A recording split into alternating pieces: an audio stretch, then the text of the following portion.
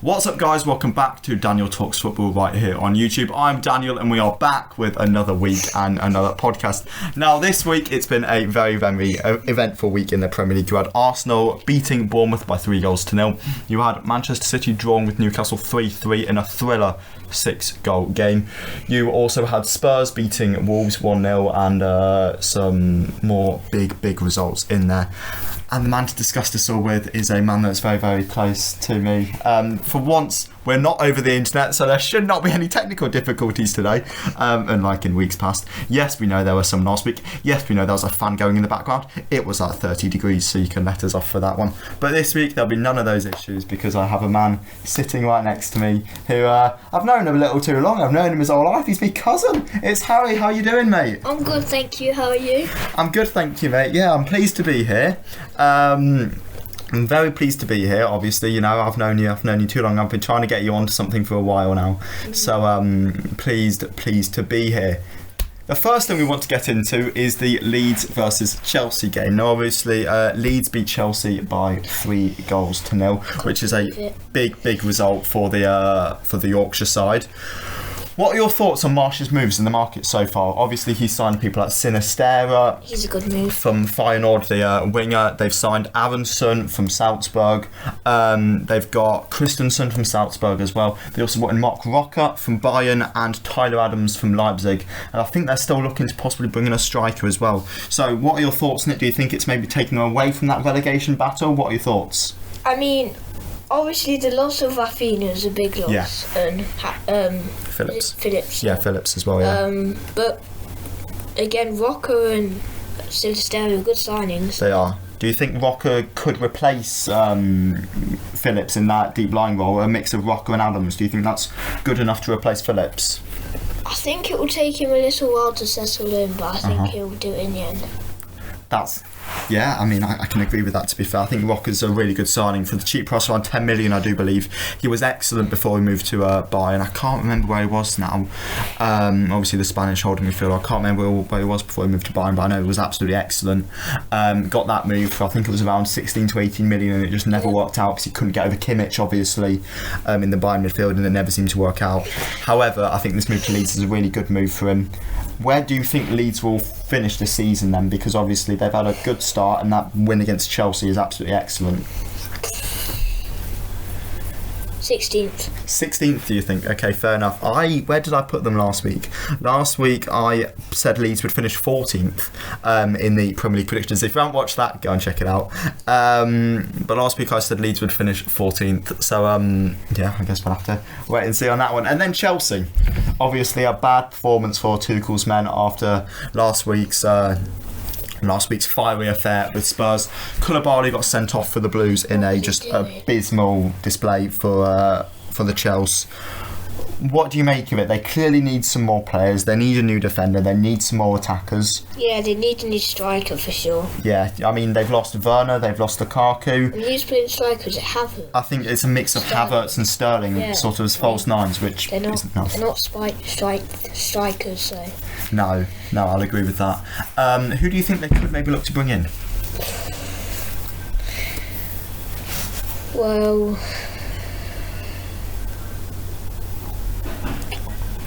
Who do you think they could... I mean, because there's options in the market, isn't there? There's Isaac, who didn't have a very good season last year at Sociedad.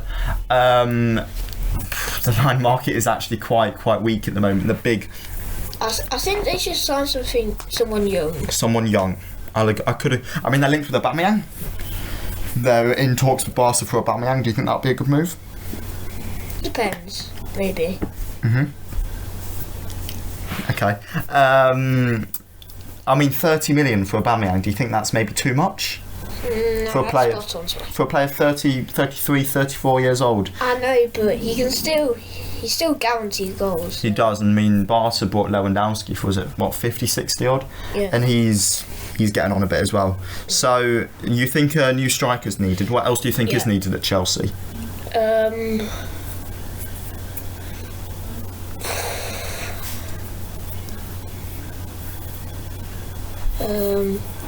Centre back. Yeah, fair enough. Obviously they've been linked with Fofana. who did not look very happy at the weekend when Maddison scored that goal. He stared off into the distance. As a centre-back, do you think maybe a new midfielder could be needed? Obviously, they've got Jorginho and Conte, who are both ageing and both in the final years of their contracts. Yeah. So a new midfielder maybe as well? They've linked with De Jong. Yeah. Do you think that'll be a good addition to the midfield? Yeah. Okay, fair enough. And then we'll move on to the next game, which is Tottenham versus Wolves.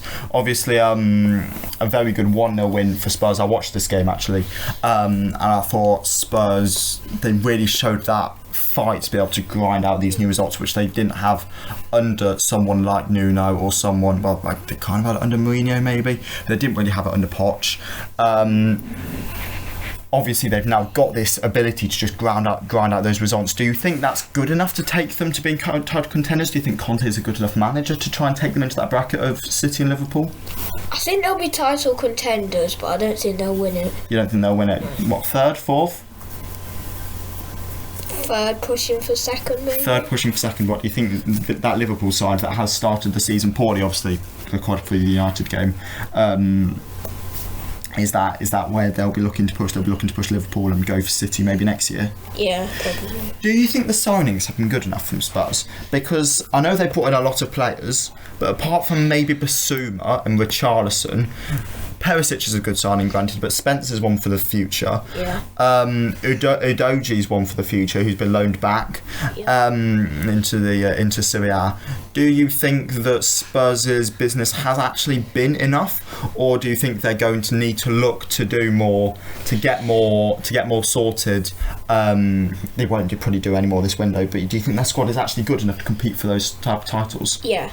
I mean, the link up of Salah and Kane is just mental. Fair enough. Yeah, it is. You know, they scored so many goals between them. Obviously, Kane didn't leave to City last summer, which was rumoured, and now it looks like he'll be staying. But no, yeah, that link-up could easily fire them to a trophy this season. Do you think maybe the League Cup, the FA Cup, do you think they could go for something like that? I think they get the Carabao Cup. You think they'll get the Carabao Cup? Spurs fans, you're going to finally win a trophy. So fair play to you lads. And then Wolves. Looked quite good. Some of their new signings, I thought Gonzalo Guedes looked decent in this game and could continue to bed into that side after his move from La Liga. There would seem to be another side who need a striker because Jimenez hasn't been as good since his injury. First of all, do you think they need another striker to be able to help out Jimenez as he ages? And then secondly, do you have any names in mind that could maybe help to replace him? Well, yeah, they definitely need a new striker, but maybe Morpie. What, from Brighton? Yeah. I could see that. I mean, he's been linked with Everton. He's been linked with Forest recently. He's been linked with Fulham as well. Could they possibly do a little bit better? I'm not quite sure. But as a short-term fix for the season, for 10-15 million, I could certainly see that. I think that's a very good shout from you, Harry. Yeah. And then obviously Bournemouth versus Arsenal, a 3-0 win for Arsenal against the Cherries. Do you think Bournemouth are destined for relegation this year? Yes. Yeah. Rock bottom. Rock bottom. Yeah, 20th. I think me and Essie both said that last week. They just, I mean, they've got a decent squad. It's just I don't really think they've done that much in the window. In the window, fair enough. I mean, who did it? Was it Neto they signed? From Barcelona? Yeah, they got Neto from Barcelona on a free transfer. Yeah, that's a decent signing. Is that a decent signing? Is it fair enough? Okay, that's fair enough. They also brought in Senesi from Feyenoord, who's a centre-back Argentinian, helped them win the Copa America a few years back. But no, yeah, I'll agree with you. I think they are destined for relegation. They don't look good enough. I don't think Scott Parker is a good enough Premier League manager. I don't think he'll be sacked. I think they'll go back down, try and rebuild and come back, like Norwich did with Farke a few years back. But no, yeah, Bournemouth, I think you're back down to the Championship. And then Gabriel Jesus. Do you think Jesus is the signing of the summer? Because he looked electric in this Arsenal side. It seems like a match made in heaven, really. I think Gabriel Jesus is a perfect fit into this Arsenal side. Is he the signing of the summer? Yes. Yes? Okay, tell me more about that then. I mean, he just finds a way to get goals. He does. it works in the Arsenal side because he's good off the ball as well. Obviously in the game versus Leicester last week that we watched, he looked excellent off the ball. He looks excellent on the ball. Yeah, I think he's one of the signings. I could see someone like Haaland possibly doing bits as well at City, and maybe Lewandowski doing really well at Barca, Koundé doing well at Barca, Rafinha doing well at Barca. Signed a lot. Barca's done a lot of business, yeah. But no, yeah, I think he's a top quality player. And then the next thing I wanted to talk to you about was FPL. Now, what we will do is we'll take a short break here and we'll come back to discuss FPL. Okay, so what is your FPL team looking like this week then? How many points have you got first of all? 20. You got 20 points. Okay, talk me through your team. How many points did each player get? So in goal I've got Mendy, who's got 2. Okay, fair enough. Defence I've got McKenna with 2. Okay. I had Fofana, who obviously didn't play, so I've got Castagna. Castagna's going, so that'll be an extra point, so that'll be 21 points. Yeah. I still got Trent to play. Yep. Cody, and I got Cody, who got 2. Cody with 2, okay. New Everton signing. I got midfield. For midfield, I got Saka, who got 3. 3, yep. Cornet, who got 1. Okay. I still got Diaz and Salah to play. Salah, your captain by any chance? Yeah. Okay. And striker, I've got Jesus, who's got 4, and Haaland, who got 6. Okay, I like the sound of that. That seems decent. 21 points. You've still got your captains playing. You've got 2 Liverpool lads to play as well. We'll obviously have to see how they do tonight as of recording, but you'll know the result by this point. So let me know in the comments down below. How did Manchester United do? Is it time for Ten Hag to go? Surely not 3 games into his tenure. And, you know, have our Liverpool finally back. For me personally, I got 32 points as of recording. Ward with 1 in goal. Cancelo with 0, which is a shame really after his after City's abysmal defensive performance at the weekend, conceding 3 goals to the Newcastle side. Perisic, who got 12, however, who did make up for that in his side's 1-0 win over Wolves. I've got Trent still to play tonight, and I've got James with 1. Again, another poor performance from Chelsea. That defence should do better most weeks, but this week was a bit of a weird week for the big sides.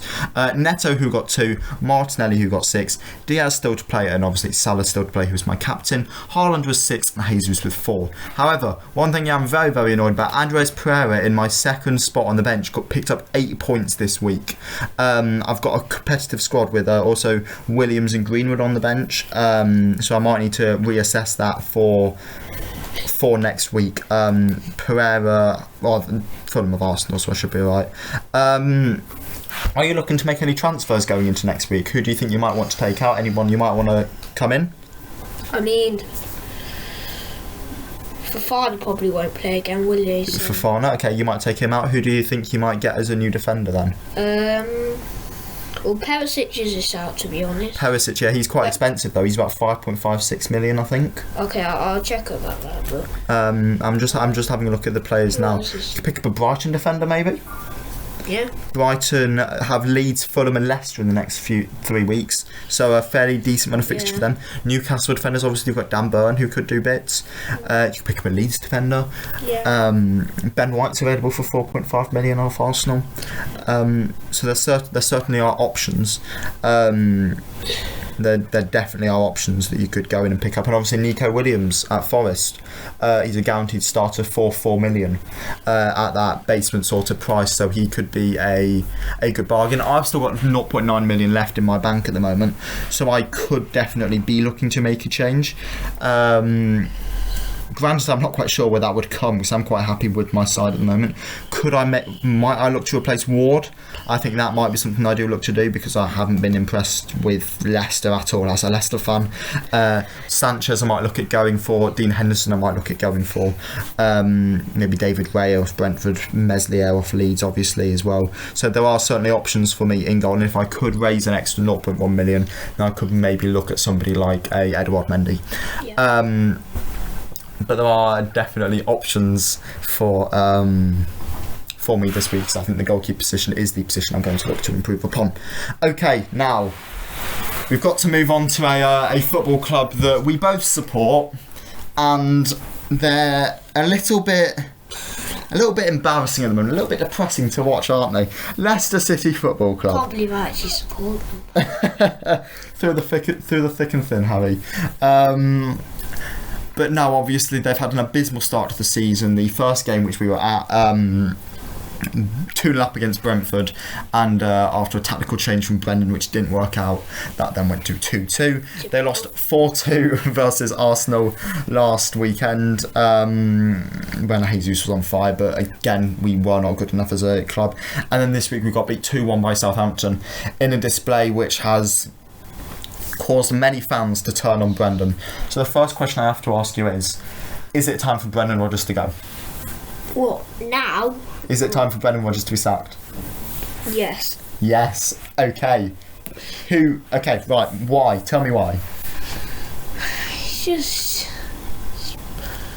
just a bit stupid, his tactics. Bit stupid, his tactics. Okay, I rate that. I mean, it's ignorance, isn't it? yeah. It's ignorance in some of the things he says as well in press conferences. I'm far too in Leicester, so I know a lot about this situation. But Johnny Evans this week has clashed with Brendan in the press. Brendan said that the players weren't taking the ball on in pressurised situations, whereas Johnny Evans, the new captain, came out and said that they were. Wesley Fofana obviously sat in the stands for the game against Southampton and looked heavily disinterested when the Blues scored through a James Maddison free kick. Brendan has come out and criticised the club for not signing anybody. He keeps talking about that rebuild that he wanted and the refresh that he wanted, and he isn't getting it yet. He still keeps mentioning it, and that can't do any good for the players that are there when the manager's saying he wants a lot of new players in to replace you. Yeah, he can't do that, and hence that players would still have to play. Who would you want to get in then? I mean, I think Somali for, is it Diop? Diop, yeah. Yeah, I think that would be a good signings wise, yeah. Diop for Somali, yeah. Yeah. That's a winger, obviously, in Sofiane Diop. Yeah, we need a winger. We need a centre back. I think I spoke about this 2 weeks ago. You could get maybe Tar in from Leverkusen. You could get Kasunu in from Leverkusen, the Ivorian centre back. Ndika. You could get Ndika as well. He's good. Evan Ndika, who is a top quality centre back as well from Frankfurt. So there are certainly people available. Before we do dive more into that, what manager, if Brendan does go, what manager would you look to replace him with? There are obviously managers available on the market. If the club did want to spend money and go out and get someone from a different club, could they try and get maybe a Potter, a Thomas Frank? They wouldn't be able to get someone like an Eddie Howe. Or would you be looking at the free agent market? Obviously, I'm looking at Premier League managers there. There are managers abroad that maybe they could look to get, but the free agent market, you've got people like Pochettino. Would Pochettino come to Leicester? If he would, I think that would be an excellent signing. Ten Hag, how long does he have left at United if they lose against Liverpool? Is Ten Hag someone that maybe Top could convince to come to the King Power Stadium? There's people like Marco Rosa available, who again is a top quality manager. Who would you like to see replace Brendan Rodgers as manager of Leicester City? I mean, there's definitely options, that's for sure. Personally, I think Poch would be a good. Poch would be. I like Poch. I like Poch a lot. I think he's a. I think he could take us back. Where we, when we were finishing like 5th. Yeah, back to European football. Yeah. Because this season there's no hope of getting European football, and I don't think anyone. Maybe pushing the Champions League. Yeah, I think he certainly could. I think Poch's an excellent manager. If we could tempt him to come, I think that would be an excellent one. If Poch wouldn't be available, do you have any other ideas?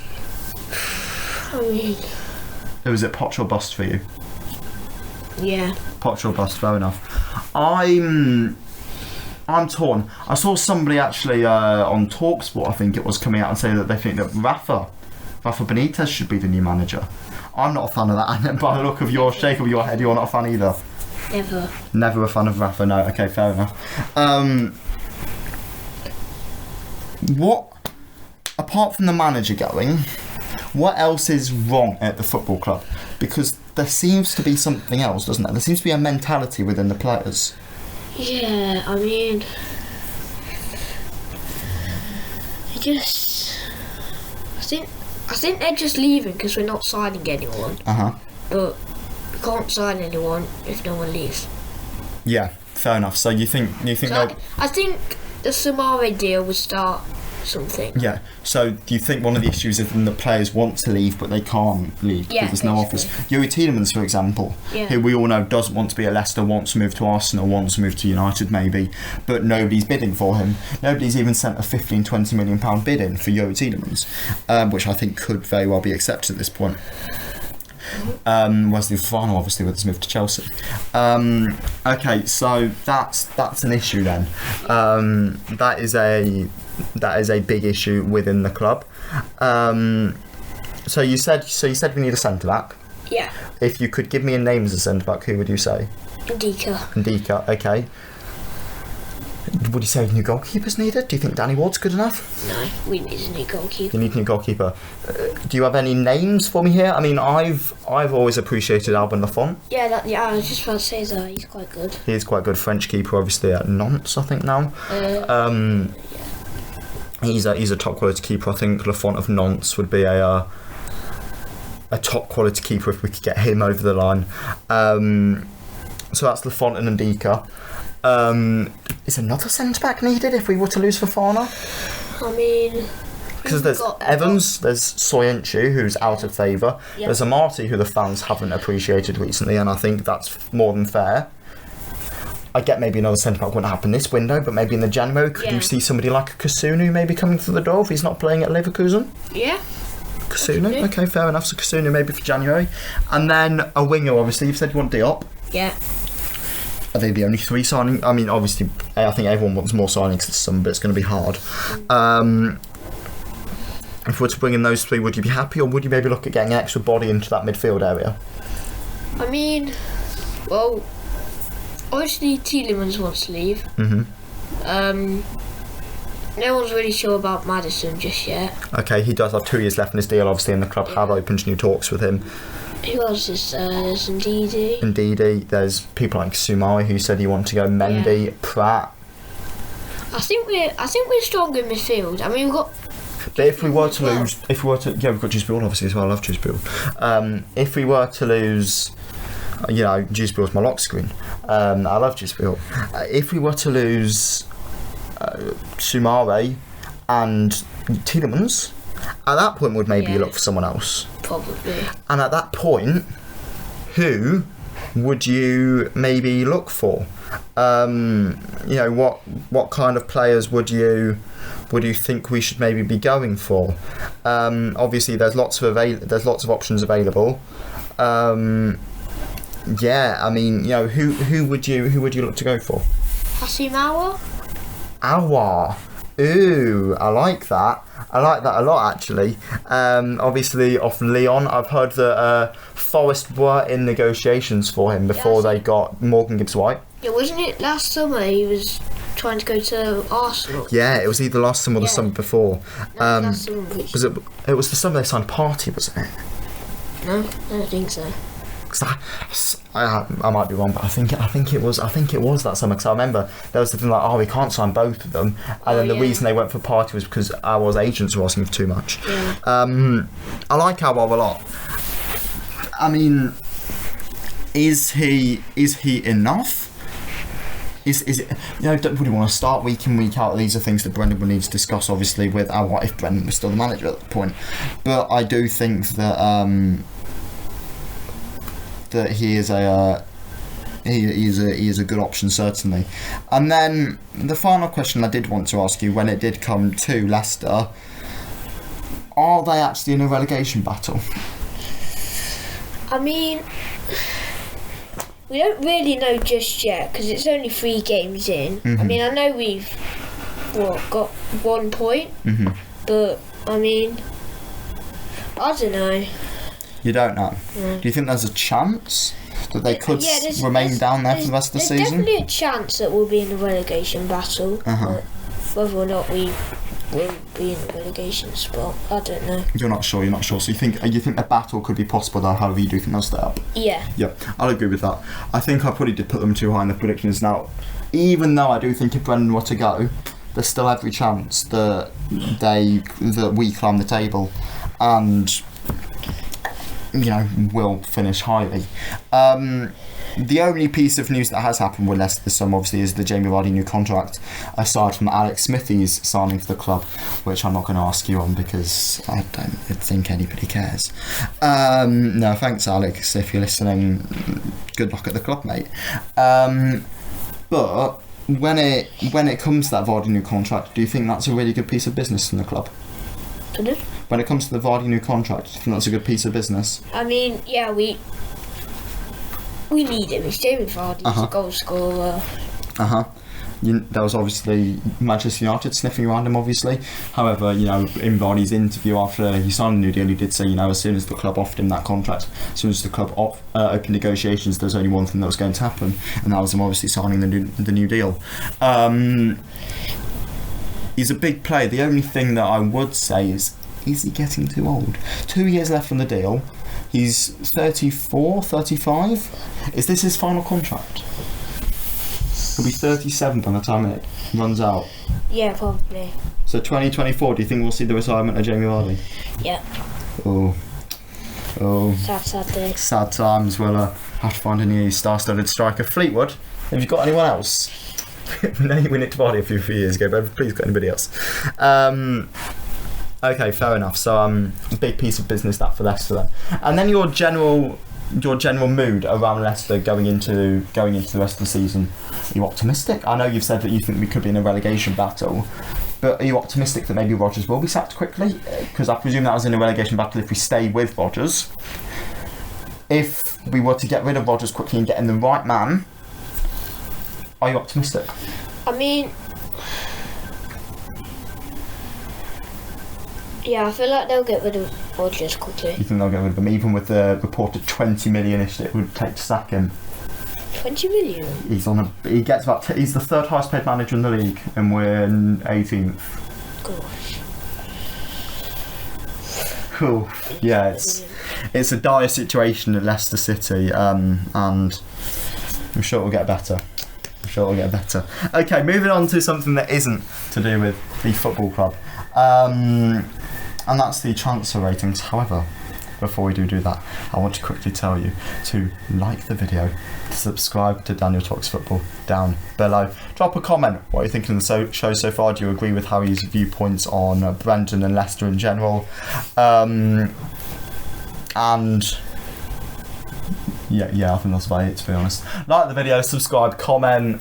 Go over to the Instagram, Daniel Talks Football on Instagram. Go and drop that a quick follow. I'd greatly appreciate that, and we'll get back to the transfer ratings.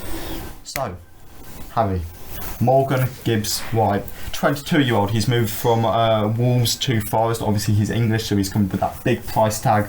It has been reported as around 45 million in some places. However, that is only with add-ons. I think it's around 25 to 30 million up front. What do you think of it? I think it's a good signing. Mm-hmm. I mean, he's kind of one for this future, maybe, but okay. I still think he'll be good now, but I think he'll, like, next season or something, he'll blow off. Okay. Do you think Forest will still be in the Premier League next season then? Yes. Okay. The thing is, they've got a big midfield already. They've got Lingard, Morgan Gibbs-White. They've got Mangala from Stuttgart. They've got Ryan Yates, who was there last season. They've got Cafu. They've also got they've got the guy in from Atalanta, Freuler. And I seem to remember there's somebody else as well. They've got a big midfield. Do you think Morgan Gibbs-White starts? Yeah, I mean, I personally think he's better than all of them players, even now. Even Lingard?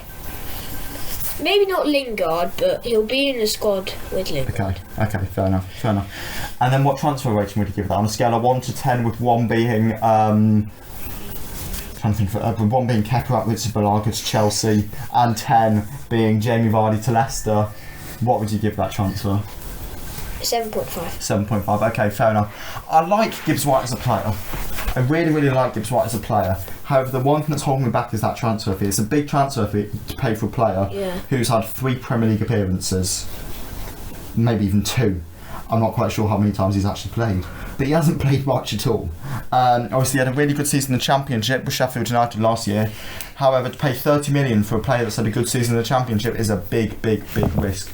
I think Wolves have taken Forest for granted here. I think Wolves have seen that Forest really want Gibbs White and have kind of held them to gunpoint over it and really forced them to pay over the odds for a player that is not worth that much. I've talked to Forest fans and they all agree that he's a top quality player. However, he's not worth the 40 million reported. You know, you could sign we signed Yuri Tielemans for that a few years ago.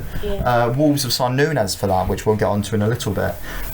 It's a big fee, and because of the fee, even though I like the player and even though he's a good age, even though he's English, I've got to give it like a 5. It's just, it's too much money for somebody who isn't Premier League proven and isn't proven in any top flight league.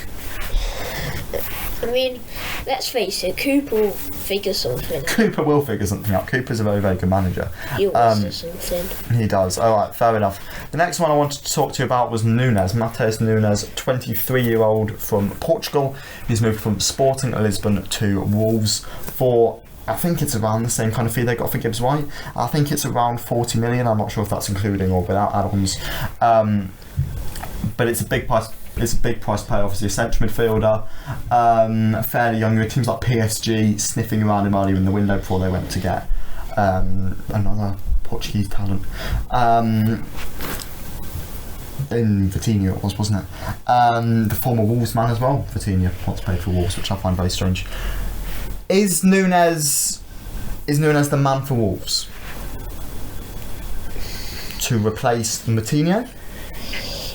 I mean, I think he's good, but if you put him against Vitinha, yeah, I know what you mean.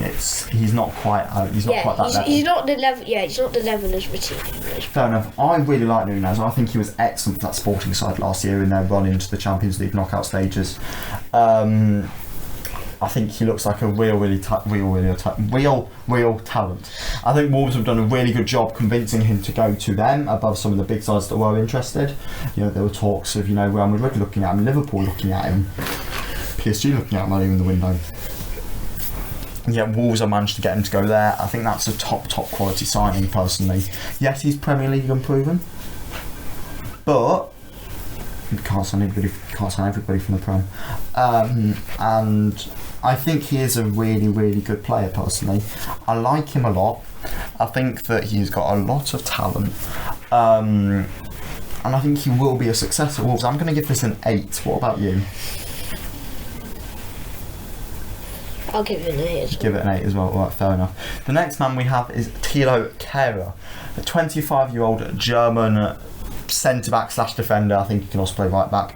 He's moved from PSG to West Ham. Now, West Ham's centre-back positions have been a little bit up in the air recently. Obviously, you had Zuma with his controversies, which we won't delve any. Actually, he has been prosecuted for it now, so I don't have to say allegedly. We've got Zuma, who will park there.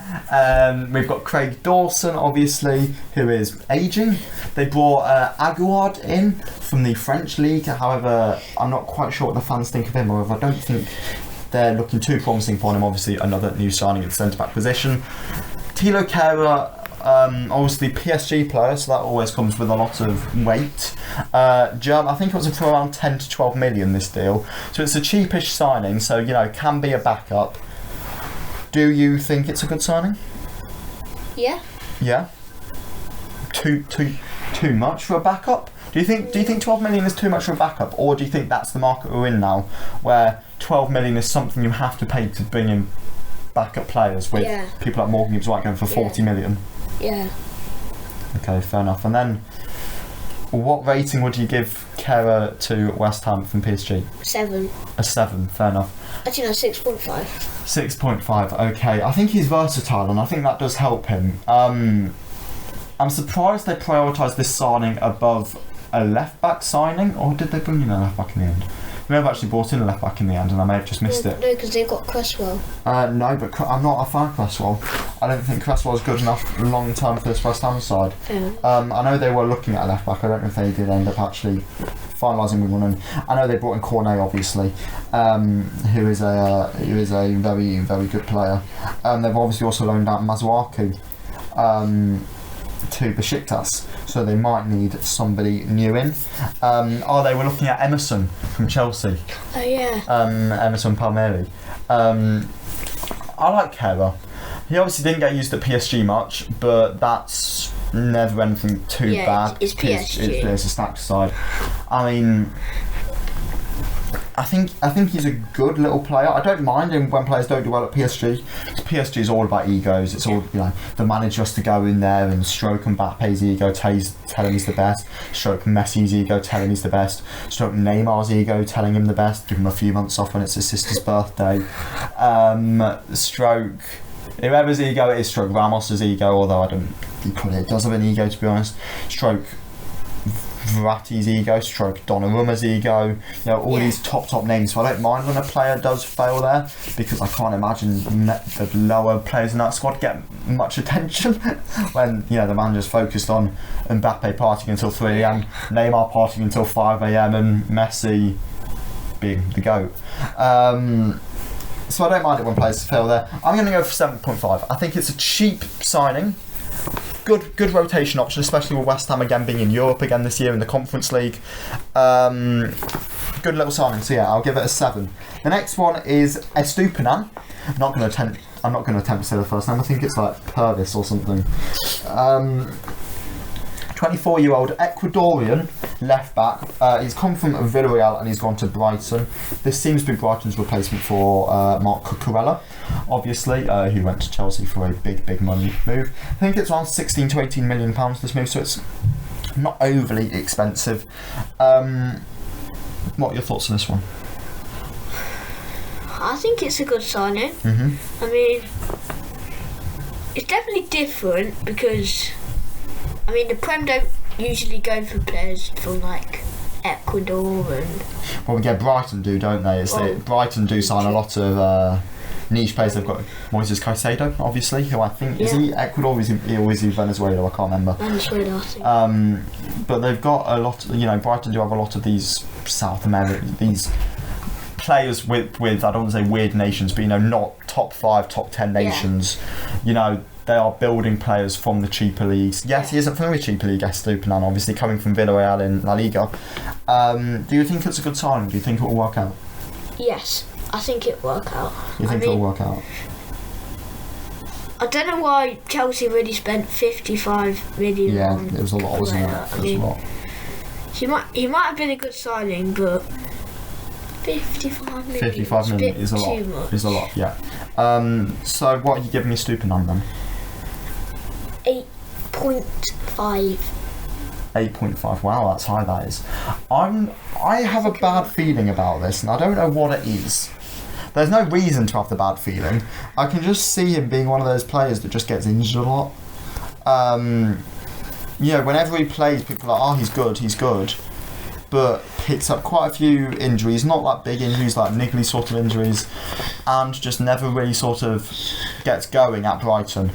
And because of that, I'm going to give it like a 6. There's no reason to give it a 6. I just don't have a good feeling about him. And, feel free to prove me wrong. I just don't have a good feeling. And now we're moving on to a signing that isn't... I think it's been semi-announced as of recording. I think they've announced that they've agreed a fee. I'll see what United have actually announced on this. It's Casemiro.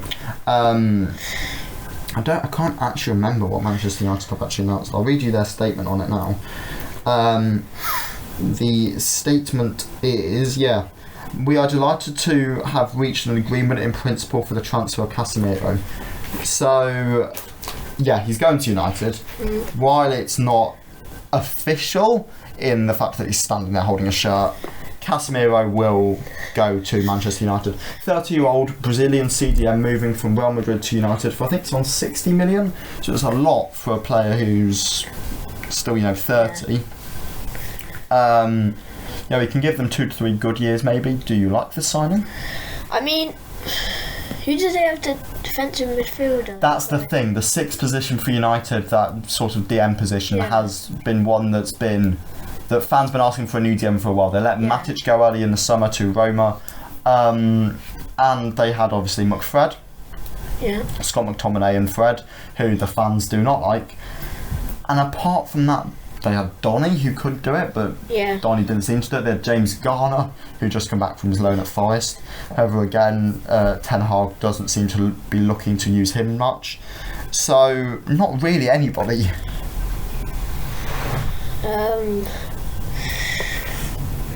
Well, I mean, I think it will work because, well, it will give them more progression than before because they had Fred and McTominay. Yeah. But I don't think it will really, really work out as you don't think it'll be okay? I don't think it will work out as they think it will. Fair enough. I think... And just for 60 million, it's quite a lot. It is a lot. I like Casemiro. I think he's a very good player. However, I don't know if he will come into his own without a very good ball progressive 8 next to him. Somebody like what your team is used to be. Not is now, but used to be. They don't have somebody like that to sit next to Casemiro. And Casemiro is not a ball progressor. He's a ball winner. And I don't know if he'll quite thrive if he's asking to then progress the ball as well. And that's where I think he'll be great at winning the ball back, but I'm not quite sure if his passing will live up to it. He's been at Real Madrid for a while now, so he has got settled there. Been part of some incredible sides though, and that midfield of Casemiro, Kroos and Modric has done Real Madrid wonders over the years. I'm not surprised Real have let him go. You know, they've obviously got Tchouaméni, they've got Camavinga, they've got Valverde, they've got Kroos and Modric still, they've got Ceballos. So they've got a lot of midfielders of Real. For United, I'll give it a 7.5. They finally got a DM in, and I think that will do wonders for them. However, I'm not quite sure if it's enough now. They need a striker, they need a winger, they need a centre mid, they need a defender. They still need a lot more. 7.5. 7. Okay, fair enough. And then, last but not least for the transfer segment, we have Emmanuel Dennis. Emmanuel Dennis is 24, he's Nigerian, he's a striker, obviously, can also play right wing, I do believe, and has moved from Watford to Forest for around 20 million. Obviously, with Forest playing that 3-4-1-2 system, he can go up there and be an option along with Awaniyi and Brennan Johnson. Yeah. There are also rumours of them looking to bring in Mopai, however I think that deal's gone cold because I think Fulham and Everton have both gone into it. Is Dennis the right man for Forest? Yes. How many goals do you think he'll score? 11 goals, that's very good. Do you think he'll be there? Do you think he'll partner Awaniyi? Do you think he will start first of all? Yeah, I think he'll start. Partnering Awaniyi or Johnson? I think it'll be Johnson, just because Johnson was there last year, yeah. He was the one that banged them up, so... So you don't think Awaniyi will start? Well, I think he'll start sometimes. It'll be a rotation between the three. Yeah, but Johnson will start a bit more. It'll be a regular rotation, okay, fair enough. Is Dennis the best striker Forest have now? Yes, okay, fair enough. I don't think he is. I like Awaniyi. I think he did very well with Berlin last season in the Bundesliga, getting them 5th, I think, which is a very good finish for the German outfit. I like Awaniyi a lot, and I like Dennis as well. I thought Watford's pick-up of Dennis from whatever it was for about 3-4 million was a very, very good signing and a very cheap deal to go over the line. He did well there, scored a few goals, didn't manage to keep him up obviously, and now he's taken that move to Forest. He's a good player. I'm not convinced. I need to see more. I need to see more from him before I'm really sort of getting excited about the prospect of Dennis at Forest. I think he's a good player. I just want to see a little bit more. One season in the Prem as well, so he needs to prove a little bit more to me before I will rate him too highly. I'll give him a 6.5. I'm giving him a 7.5. 7.5. Okay, fair enough. What I think we will do here is we will take a quick stop before we come back to do a scout report as well as something a little new. We are back to the scout report after that short little break where we talked more about football. Number 9s. Now, there seems to be a lack of 9s in the market this year. A lot of teams seem to be looking for strikers. I've got some of them down here. And I wanted to show some light onto some of the strikers available in the market at the moment to show people what there is out there and show that there isn't a lack of 9s, it's just there's a lack of top 9s. Now these are more for mid-table sides. The sides that I've listed, some of these may work for teams like Leicester, Wolves, Everton, Palace, Newcastle, Brighton and Leeds. We all do feel like do need a striker, if that's a first choice striker or a backup. Teams like Leeds obviously have Brentford, but do they need a backup to that? Yes. Everton, Calvin gets injured a lot. Do they need another striker? Yes. So, and then teams like Palace could probably do with a new starter.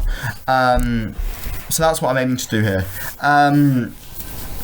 Obviously, each one of these strikers may not work tactically for every club.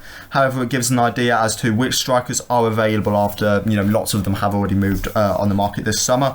All these strikers should be available for less than 30 million. So ideal for clubs who have already spent lots of money this summer or don't have money, as is the case with Leicester. All of the stats that I'm going to name are from last season and they are according to SofaScore. The first option I have is Raul de Thomas. De Thomas is 27 and he is Spanish. He's from Espanyol. He's got a market value of 22.5 million according to Transfer Market. He got 17 goals and 3 assists in the La Liga last season. 34 games played, which had 33 starts, which means that it's obviously minutes played is quite high. 3.1 shots per game with a 16% goal conversion. In terms of how they convert, in terms of how they compare to others, he's got in terms of the other two that I've obviously got here, he's got the highest shots per game and the second highest goal conversion. However, one thing that is not good about him is he missed 13 big chances last season in his Espanyol side. That compares to 5 and 6 big chances missed for the other striker. So when I ask Harry at the end which striker he would go for, that is something to keep in mind, that De Thomas has missed an awful lot of chances. One thing that is a plus is he is a ready-made player. Scored a lot of goals in La Liga last season, obviously 27, so he wouldn't need to develop, and he would be for one of those sides that would be looking for a starter to come in, not somebody to develop behind somebody. The second option is somebody who would be looking to develop behind somebody, and this is Rutter. Rutter is 20 years old and is French from Hoffenheim. He's valued at 14.4 million by Transfer Market.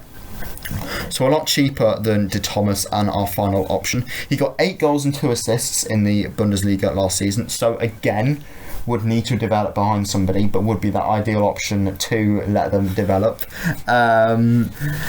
He played 33 games last season, however only started 13. So again, that means he came off the bench a lot for them, which he probably would look to do if he were to move to one of these clubs. 1.6 shots per game, which is the lowest out of any of our options. However, again, with being that younger player, he may not have the confidence, or he may be expected to pass to others more because he's not that main man. 15% goal conversion, which is the lowest out of everybody on the list. However, has missed the least big chances and only 5 big chances missed last year. As I have already said, however, he might need some development, so would be perfect for a side who didn't need a starter. Maybe somebody like Leeds, where they've got Brentford. They do obviously have people like Greenwood, but maybe Rutter to also go in there and help out. Brighton as well, possibly. They've got Undav. If Morpie does move on, could they maybe look at somebody else? They've got Welbeck there as well, obviously. So somebody who doesn't need a starter. And the final option I have is Unal. Unal is 25 and is Turkish. He is from Getafe and has a transfer market value of £22.5 million. He scored 16 goals and got 1 assist in the La Liga last season. Playing 37 games, of which he started 33. 2.3 shots per game, which is right in the middle of our 3 options. 19% goal conversion, however, which is the highest of our 3 options by about 3%. 6 big chances missed, and he is another ready-made option. I know it's a lot of information to take in a short amount of time, but if you were, we'll say you're Leicester, because you obviously know Leicester the best. If we sell Iheanacho, say, which of those three options would you like to maybe bring in? I mean, Iheanacho is obviously a backup. But, I mean, the thing is, Unal and who is it? De Thomas. They won't really want to play backup, will they? So. Do you...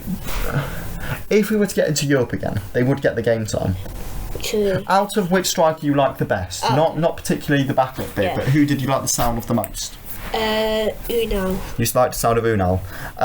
Why was that? Was that the goal conversion that did it for you? Yeah, I mean, with De Thomas, he missed lots of big chances. He did, 13 big chances missed, yeah. Yeah, like you said, the goal conversion's quite high. And 22.5 million, it's not too bad. You know, you could probably pick him up for around 25. Yeah. 26, which is... And he's 25 years old. Exactly. So he could develop still. Okay. I like that a lot. If you were another one of these sides, would you maybe try and stay clear of someone like De Thomas, or do you still think he's a good option? He's still a good option. Wait, how expensive is he? And same market value as Unal, like 22.5. Yeah, I think it'll be a good signing for Crystal Palace. I think it'll be a good signing for Crystal Palace. I could see that. And then Rutter. Is he someone maybe? Is he the kind of player you would maybe buy and loan out?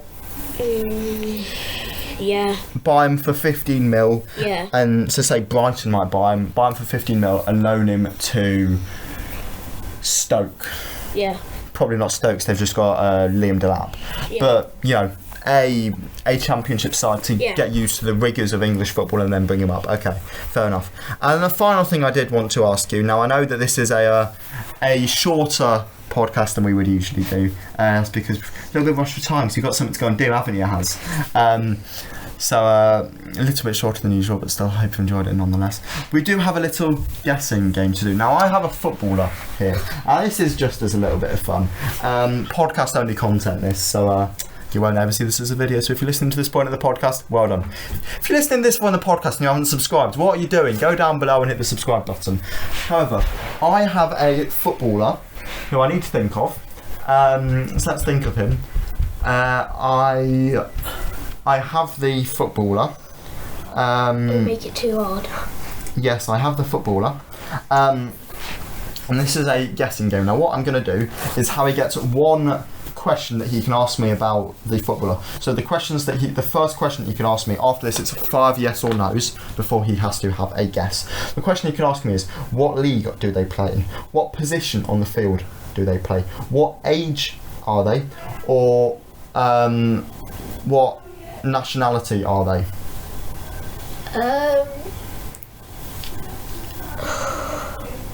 I'll go what league. What league? Okay. They are from the La Liga. Okay. Now you get 5 yes or no questions to decide before you have a guess. On the team that they're in, are they in the top 10? Yes. Right now? Right now? Yeah. With start. Or normally. Yes, they would normally be in the top 10. One question gone. Are they in the attacker? Pardon? Are they in the attacker? In attack, you mean left wing, striker, right wing? Yeah. No. 2 questions. Are they Spanish, like nationals? They are Spanish, so it's a Spanish La Liga top 10 player. Who's either a midfielder, defender, or goalkeeper. Do they play for Barcelona? They do. It's either a goalkeeper, defender, or midfielder. How many questions have you got? You've got 2 questions and then a guess. Are they a midfielder? Yes, so it's a Barcelona Spanish midfielder. You've got 1 yes or no question and then a guess. They're Spanish.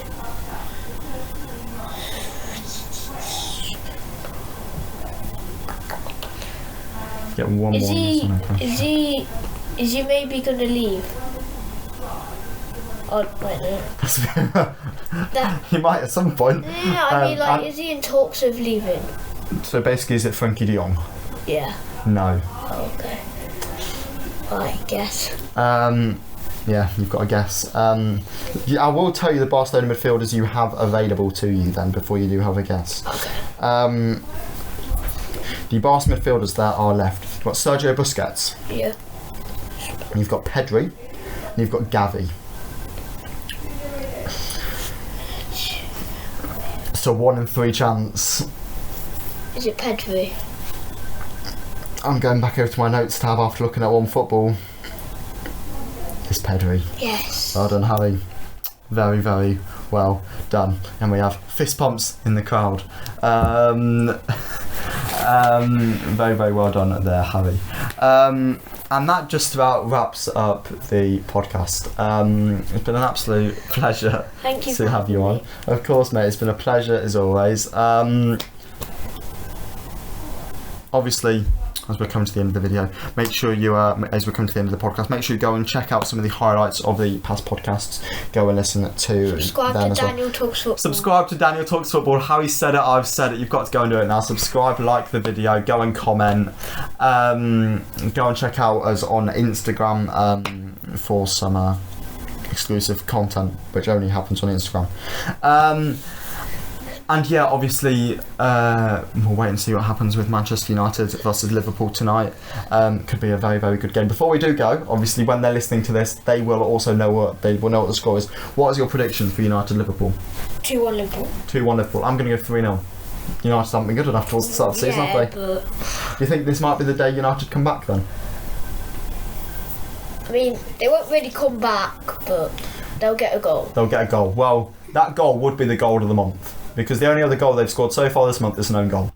Thank you for that pass, Daniel. I am back here after the United versus Liverpool game to do a little bit of analysis on what has just happened, because wow, that was a crazy game. Manchester United have got their first win of the season, beating out the Reds by 2-1. And wow, that is a big performance from United. On a day for United that was a huge day with their Glazers out protests. Casemiro got announced for the Red Devils, and that started what was going to be an excellent day for all of the fans involved. United ended up winning the game 2-1 in a very, very good performance from them. I was always planning on coming on here and talking about it after the game, and I didn't expect for United to have won. I was expecting to be saying, United winless from 3 games, United pointless from 3 games, and Liverpool get their first win of the season. That is not true. Liverpool are the ones who are winless from the first 3 games of the season. We'll touch on Liverpool in a second, but Manchester United, wow, I think every player on that pitch for them today was really, really good, actually. Obviously, the goals coming from both Rashford and Sancho. Elanga, I thought looked quite good in the first half, which was a bit of a surprise. That back two of Martinez and Varane, so much better without Harry Maguire being in there. They could play that high line, which they can't do when Maguire's in there. McTominay, I thought, had quite a good game. As I say, I thought Elanga was quite good. Rashford played. I think that's an interesting one. That's a very interesting one. I was very impressed with United tonight. I thought Maddison looked quite good coming up against Salah and, didn't get done too many times throughout the game. And David De Gea with no more mistakes, which I know you shouldn't have to say, but I have said it. David De Gea not making any more mistakes is huge for United. However, Liverpool are looking like they could very well struggle this season. Is it a case of burnout with Liverpool? Let me know in the comments down below. But it doesn't look right with Liverpool. Things just don't look right, basically. Salah looked alright through the game and got the goal, obviously, but apart from that, they just look tired. That midfield of Milner, Henderson and Elliott is not good enough. It's not good enough at all. Fabinho not to be starting. I don't know if there was an injury there, but he should be starting if he's fit. Obviously, he should be starting if he's fit. And you look at that bench. Carvalho, Vandenberg, Davies, Adrian, Clark, Bajkatek, I've butchered that, Fabinho, Phillips and Tsimikas. That is not a good enough bench at all. What is going on at Liverpool Football Club? Is it a case of burnout from last season? Possibly. But winless from 3 Liverpool. You know, they've now got Bournemouth next week. That is a must win for Liverpool. If Liverpool do not win that, I think there will start to be some serious questions asked of the side on what is going wrong. Obviously, they were without their new signing today in Nunez, so that's understandable. But it looked like a very tired performance from the Reds. And I don't think it was good enough at all. Big win for United, though, and proving both me and Harry wrong on that one. I do just want to round off the show here, though, and thank you all for tuning in to the PL pod this week. It's been a really good one for me. Obviously, I'm recording this a couple of hours after we recorded the pod. But I really enjoyed this one today. Obviously it's with my little cousin, and I thoroughly enjoyed getting Harry onto the pod, picking his brains about what he thinks of the Leicester situation, amongst other things. He's a great chap, and I'm really pleased to finally get him onto the pod. So if you're listening, Harry, thanks for coming on, mate. And to all the lovely listeners, I will catch you all again next week, I guess. See ya!